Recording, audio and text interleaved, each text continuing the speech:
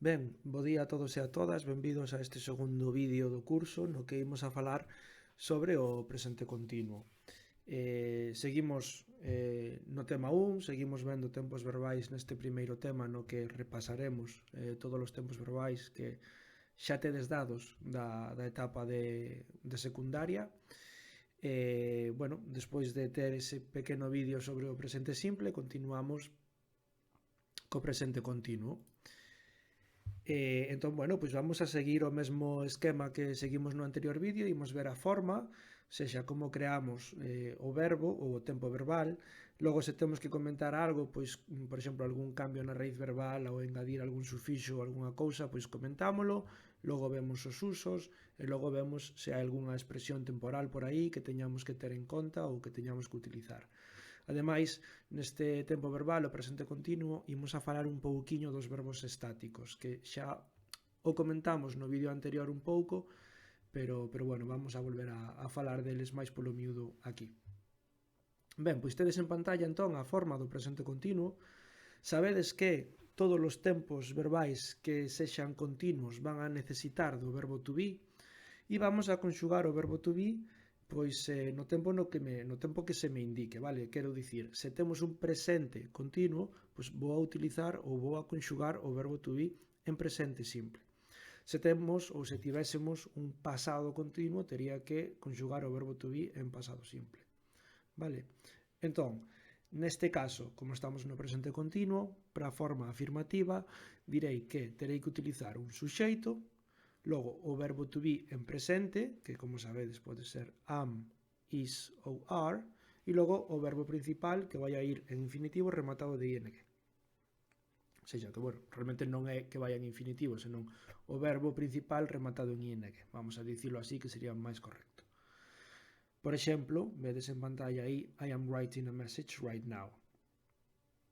Para a forma interrogativa, como eu realmente o que estou conxugando aquí é o verbo to be, e o verbo to be fai a inversión para crear unha pregunta, pois vamos a facer o mesmo. Vamos a coller e poñer o verbo to be diante, recordade, en presente, logo vamos a poñer o suxeito e logo o verbo rematado en ing. Pois, por exemplo, are you listening to me? E en negativa, pois o que terei que facer é negar o verbo to be en presente. Entón, vaime quedar o suxeito máis o verbo to be en presente negado con not máis o verbo en ing. Por exemplo, I am not talking to my friends at the moment. Vale. Que pasa aquí? Que cando engadimos ing ao verbo principal vamos a ter que ter en conta que se poden dar certos cambios na raíz do verbo. Entón, dependendo da terminación da forma base do verbo, pois danse uns cambios ou outros, vale? Entón, vamos a ir vendos, un por un. O primeiro, cando o verbo principal remata en e mudo, perde ese e, vale? O e mudo é aquel que non sona. Pois, por exemplo, se eu teño write, pois vou a ter riding. Dadevos conta que se digo write non estou pronunciando ese e, eu non digo ride, vale? Por lo tanto, o e é mudo, entón elimino e engado ing. Logo, cando o verbo principal remata en i latino e, pois cambia ese i latino máis e por un y. Pois se teño o verbo die, vai cambiar por dying.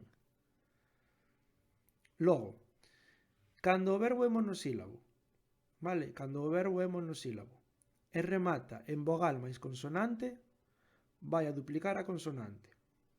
Agás se esa consonante é W ou X. Vale, entón eu terei run, que, como vedes, verbo monosílabo que remata en vogal consonante. Vale, pois run, neste caso, duplica, sería running. Sen embargo, se eu tivera show, que é un verbo monosílabo tamén que remata en vogal consonante, pero como remata en W, pois vou a ter showing, vale? Non duplica. Logo, cando o verbo é bisílabo, e remata en vogal máis consonante con acento agudo, vale? Con acento agudo, duplica a consonante. Pois, por exemplo, teño refer, pois teria que dicir referring. Vale? Vedes que son dúas sílabas, refer, a forza a hora de pronunciar o verbo recae na última sílaba, por tanto é agudo, refer, duplicamos entón esa consonante, vale? Na que remata. E logo, se o verbo é bisílabo con acento grave e remata en L ou P, pois vai a duplicar ese L ou ese P. Vale, fixadevos, travel. Travel, bisílabo, trouble. Entón, a forza recae na sílaba tra, polo tanto dicimos que ten acento grave e vai a duplicar o L. Por eso temos traveling.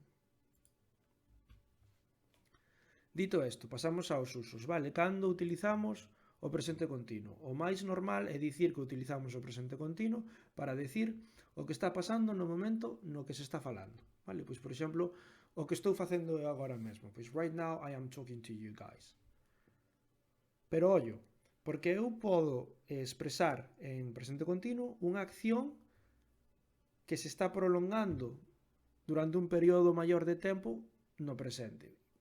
Pensade, por exemplo, nunha persoa que está estudando medicina, unha carreira que, se non recordo mal, pois eran 6 anos, polo menos antes, agora non sei se estará en 5, pero bueno, é unha carreira longa. E esta persoa pode que leve 2 anos estudados, quedanlle outros 3 por diante.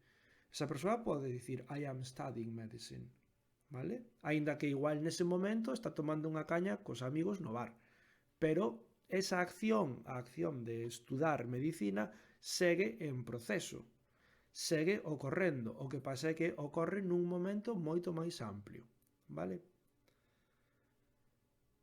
Logo, outro uso, co adverbio always. Utilizamos o presente continuo co adverbio always para denotar unha queixa, vale? Pois, por exemplo, eu podo dicir Josh is always arguing with his sister. Josh sempre está discutindo coa súa irmá. E digo isto porque eu quero queixarme de que sempre estea discutindo coa irmá. E fixadevos, porque, claro, vimos do presente simple no que estamos dicindo que always é un adverbio de frecuencia e que sempre vai a chamar a un presente simple e agora aparece nun presente continuo, vale? Pero que saibades que é para este uso en concreto, para queixarnos, para amosar a nosa disconformidade con algo, de acordo? E logo temos o uso do presente continuo con valor de futuro, vale? Que isto é para expresar o que faremos con total seguridade, pois porque así o temos planeado nun futuro próximo, vale? Pois, por exemplo, eu podo dicir Tonight I'm going to my cousin's birthday party. É algo que vai a ocorrer esta noite, que isto que nun futuro próximo, vale? Dentro de pouco, é algo que teño planeado, sei que vai a ocorrer, polo tanto, podo utilizar o presente continuo con valor de futuro neste caso.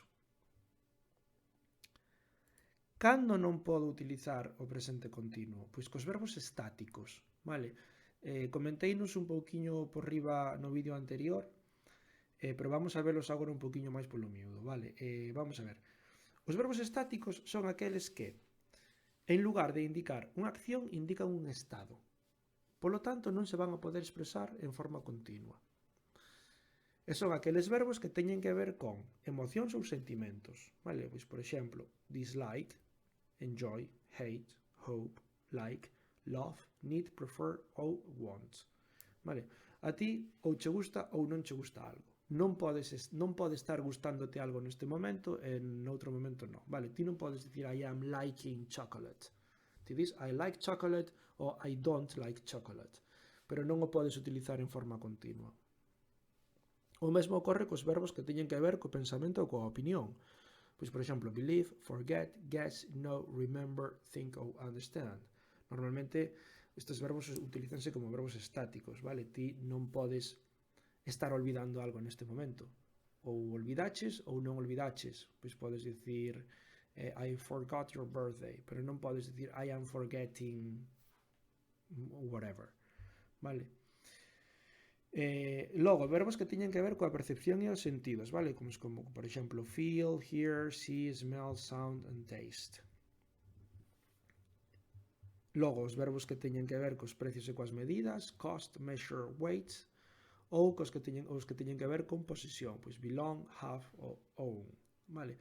Todos estes verbos normalmente son verbos estáticos e polo tanto non se poden utilizar en forma continua. Pero en ninguna forma continua, chicos, non só en presente continuo, senón en pasado continuo tampouco se poderían utilizar, ou en presente perfecto continuo, ou en pasado perfecto continuo, ou en futuro continuo, vale? Calquera tempo continuo.